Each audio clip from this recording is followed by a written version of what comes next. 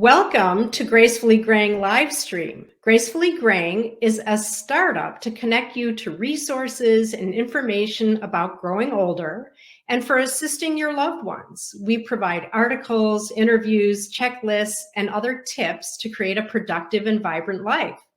We also have many resources for people moving into later life stages and how they can be helped by those around them.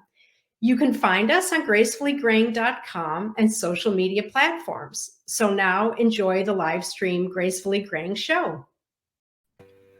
Welcome. I am your host, Attorney Henry Gornbein. Today on Gracefully Graying, we are going to be discussing issues involving drug abuse, the aging population, and other pertinent topics with my guest, attorney and recovery coach, Arvin Pearlman. Arvin, welcome. Thank you, Henry. Good morning. Good morning. First of all, Arvin, what are the drugs that we should be most concerned about today? Well, that's an interesting question, Henry.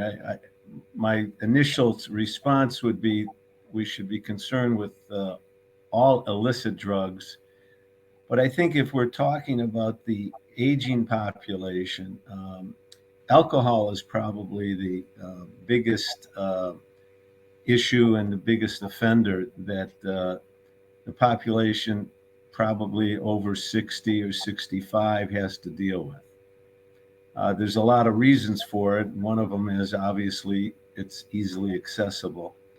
And studies have shown that as we get older, our ability to handle the same amount of alcohol that we may have handled in our 30s and 40s becomes more of a challenge for our body.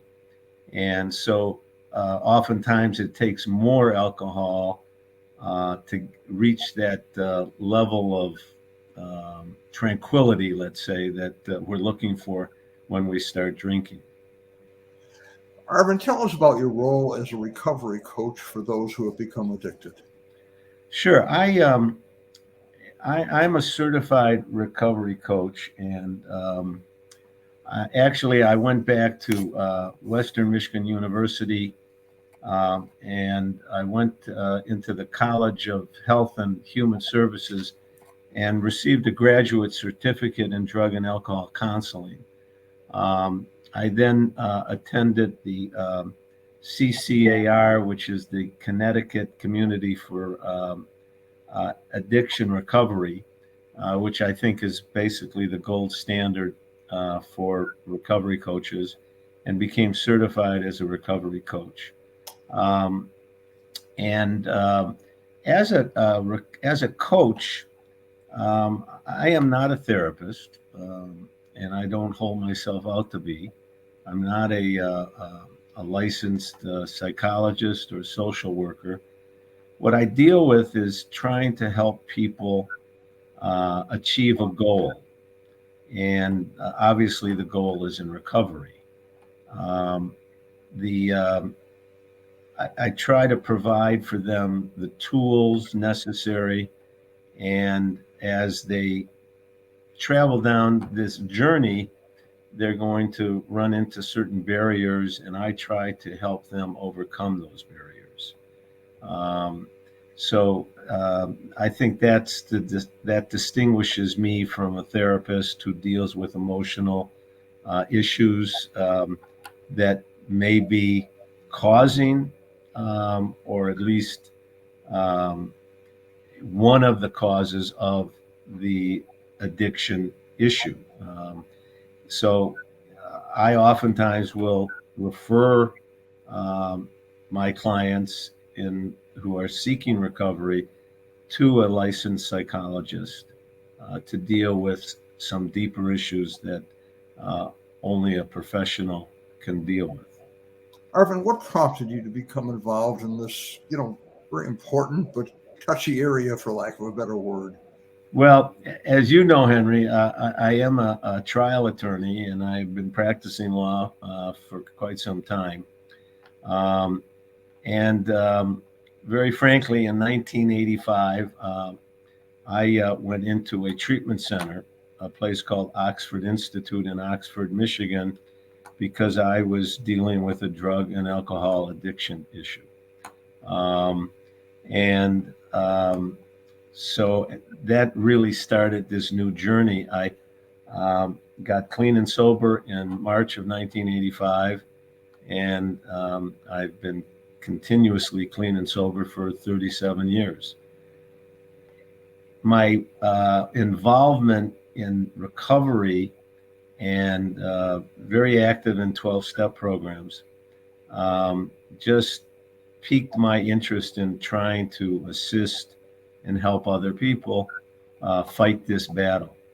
And frankly, I decided that my higher power must have had a reason for me to follow this road. And so it's an effort to try to give back, share my experiences. And actually, my wife is the one who pushed me back into graduate school and suggested that I get some degree to at least lend some credibility to what I do. You've got a wise wife, obviously. Well, she's a saint. Yes, I agree. Tell us about some danger signs regarding addiction. Well, addiction has many different faces, and there's many different ways in terms of how it's diagnosed, and I think here's a list of what I would consider to be areas of danger. Okay, if your life becomes unmanageable, if you're using some substance, whether it be alcohol or whether it be illicit drugs or whether it be prescription medicine, and you find that you have no power in which to stop, so that you find yourself in a situation where perhaps one is not enough, and 100 is not enough. One is too many, and 100 is not enough. Is one of the sayings in the recovery program. Actually, it's one is too many, and 1,000 are not enough. But when you find that you're having interpersonal relationship issues with your spouse, with your significant other, with your business partners, with your kids, when you have lost interest in things that you used to enjoy, when you start suffering health issues, the people in the older generation, let's say of 65 or older, I don't want to say older, but let's use 65 or older, extensive use of alcohol causes problems, liver problems, causes diabetes problems, causes blood pressure issues, cognitive issues. So what we find is, people and people who suffer from addiction usually suffer from what I consider what I would call terminal denial.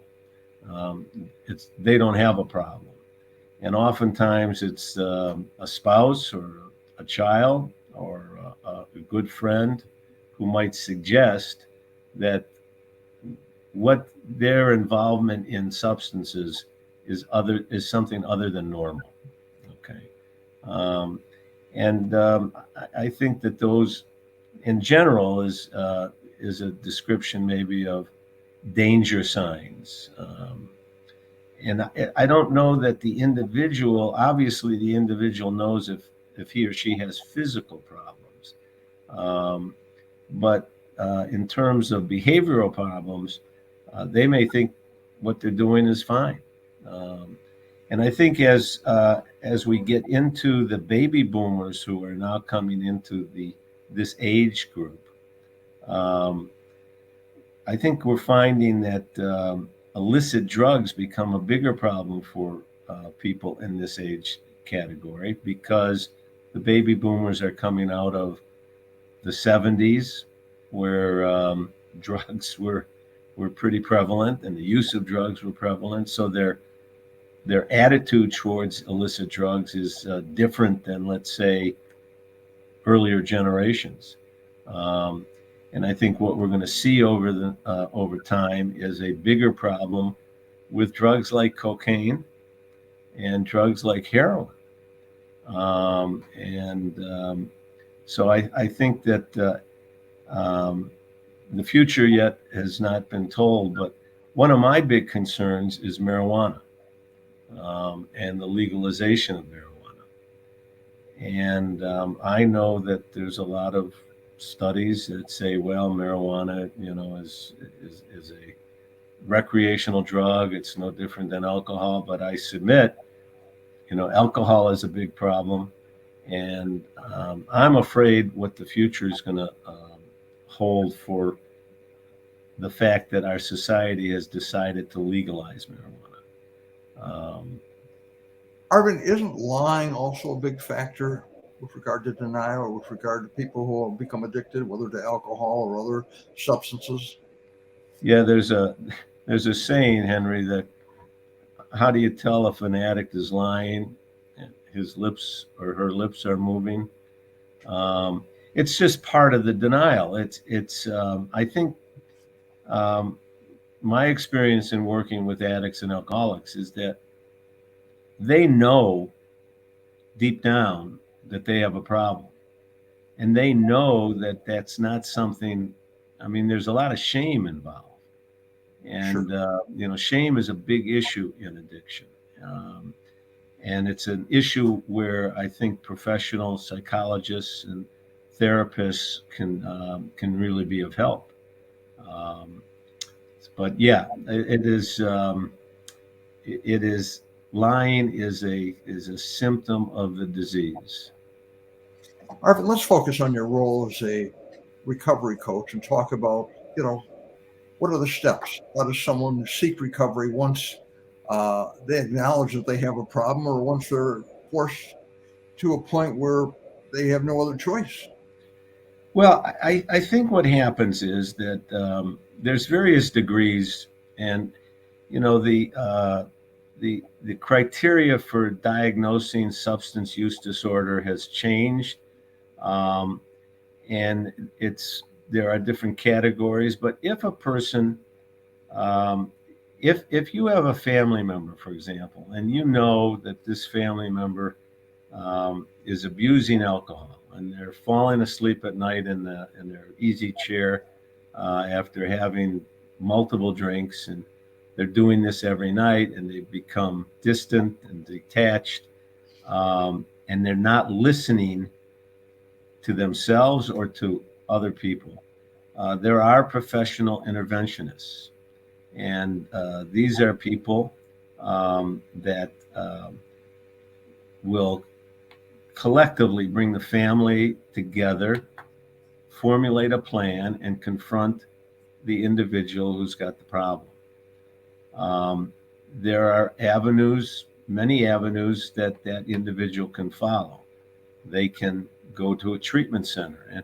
And by the way, I think that the treatment centers in this country are becoming more attuned to the fact that there is an aging population that sometimes needs inpatient treatment. But an interventionist can really force the issue, because the addict and alcoholic is so used to denial and so used to not listening to their significant other. But if you surround that person with 3 children, 2 siblings, and the wife, and the professional interventionist, sometimes it becomes difficult to deny any further that, okay, maybe I do have a problem, maybe I do need help. I'm a very big proponent of the 12-step program, the Alcoholics Anonymous and the Narcotics Anonymous program.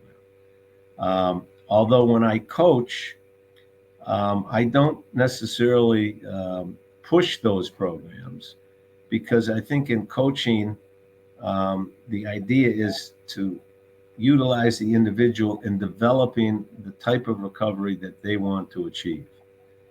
There are people who are resistant to the 12-step programs because they think that they're religious in nature, God-centered, none of which is really true, but that is an excuse that a lot of people use for not entering a 12-step program. But that is an avenue. I mean, I've known over the years, I've seen many people just walk into an AA meeting, acknowledge that they can't stop drinking and need help. And they will find help at an AA meeting. They will find help at an NA meeting. My clients usually are referred to me by family members or people that I know who know that I do this type of work. I do have a website, and I do get questions on that website. And what is the website, Arvin? Pardon me? What is your website? It's Arvin Pearlman Recovery Coach, and it's arvinpearlman.com. And I do respond to calls on my line, which is 248-310-6360. And my goal is to provide resources to people. They may not want coaching. They may have questions about themselves. They may have questions about family members. I think that the stigma of addiction is much different than it used to be. I think it's much less. When I got clean and sober, there was quite a stigma of being a recovering addict or recovering alcoholic. But I always suggest to people, would you rather deal with somebody who doesn't drink? Would you rather have a surgeon operate on you who is sober? Or would you rather have a surgeon operate on you who had 4 martinis, 4 hours before he walked in the hospital? Who has a steadier hand? Exactly. So it is, Henry, it's an amazing thing. And, I do a lot of work with lawyers and judges, obviously because of my legal background. And some people find it hard to get, not necessarily to get clean and sober, but to stay clean and sober. You have to learn a new way of life. You have to learn a lot of new things. You cannot, and we are old enough to know that life comes at us every day. Sure.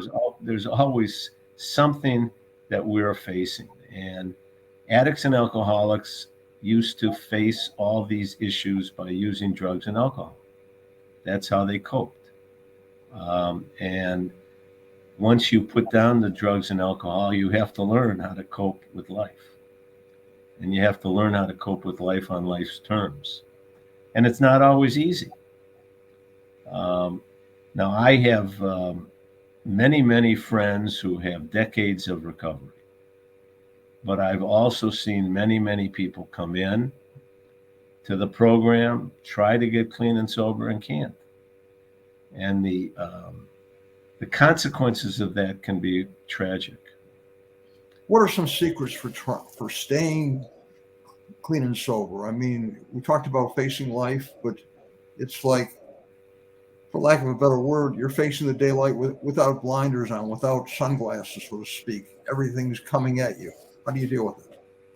Well, I wish there was a magic pill. What you have to do is you have to fill your tool bag with new tools on how to deal with disappointment, how to deal with anger, how to deal with resentments. You can't hide from these things anymore. And what we say in recovery is it's one day at a time. If I get my head to the pillow at night and I've been clean and sober for that day, then I've had a successful day. And the truth is that the longer you stay in recovery, and once you get into what we would call long-term recovery, which is probably, I think the study shows probably 5 years or more, your life is generally much better than it was. And you are accomplishing things that you never thought you could accomplish.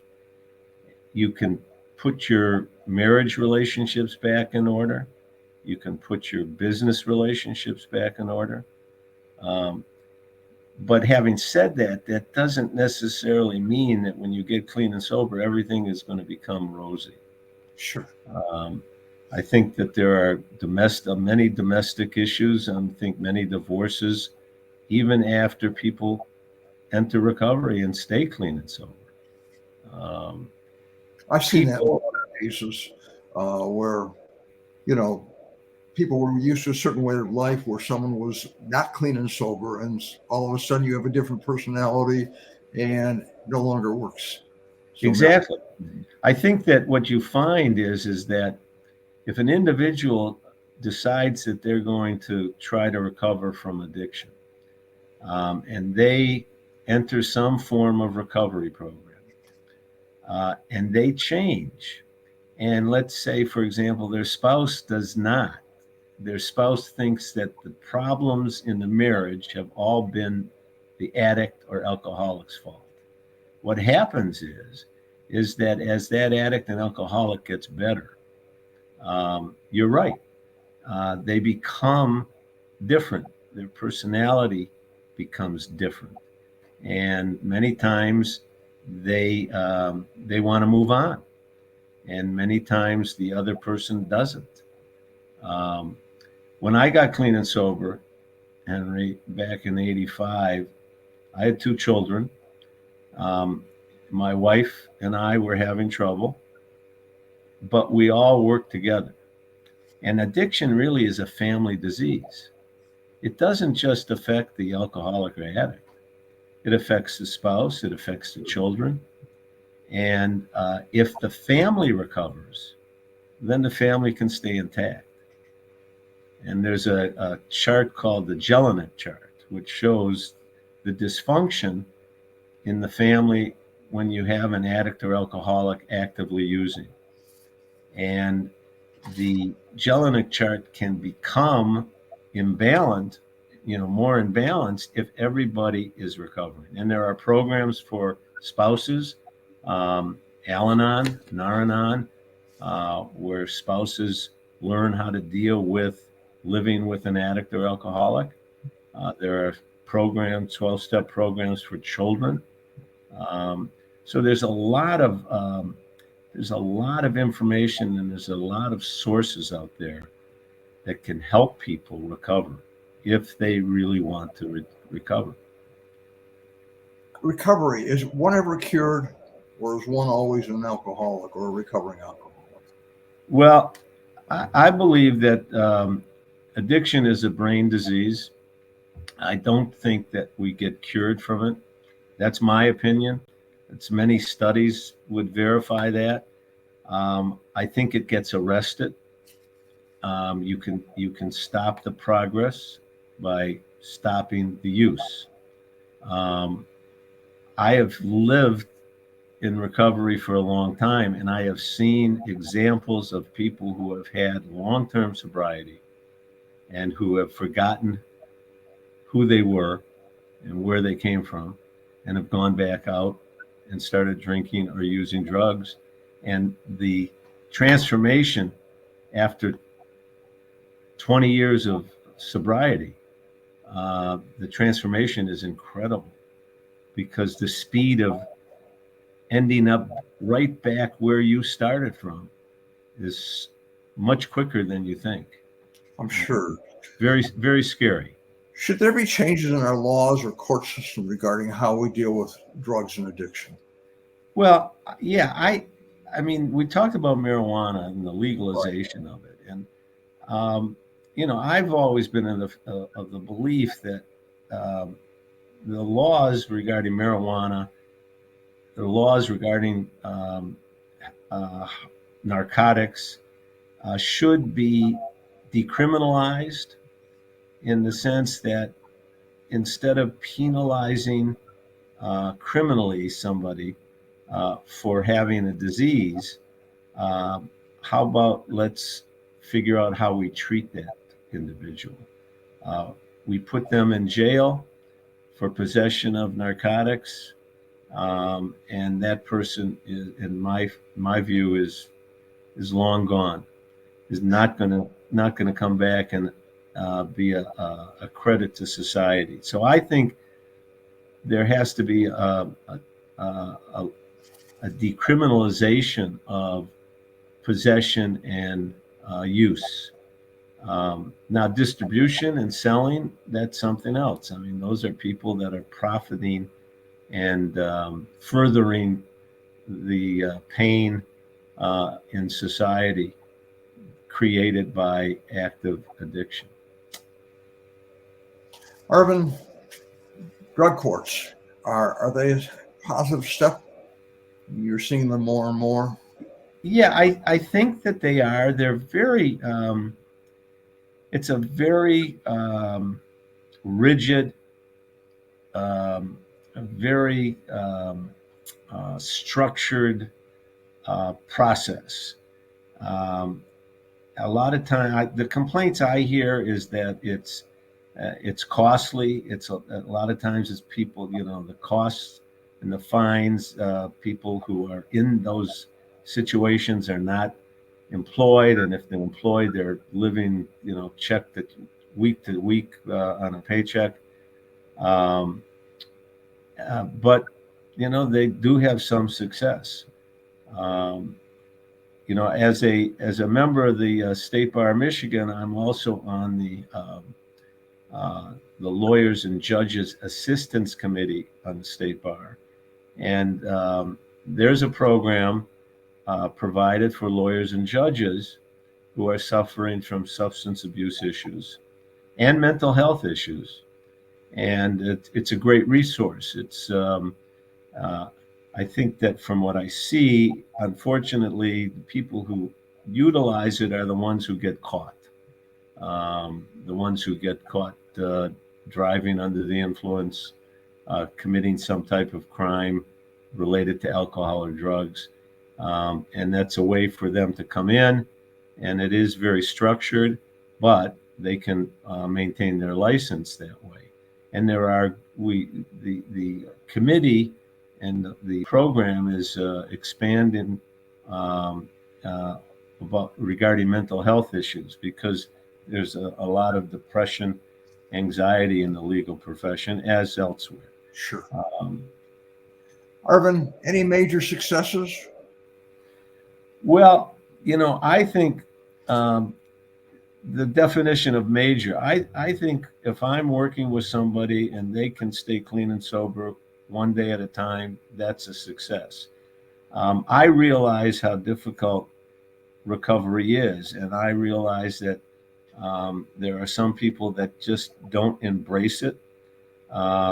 They think that they can do it in a half measure type of way.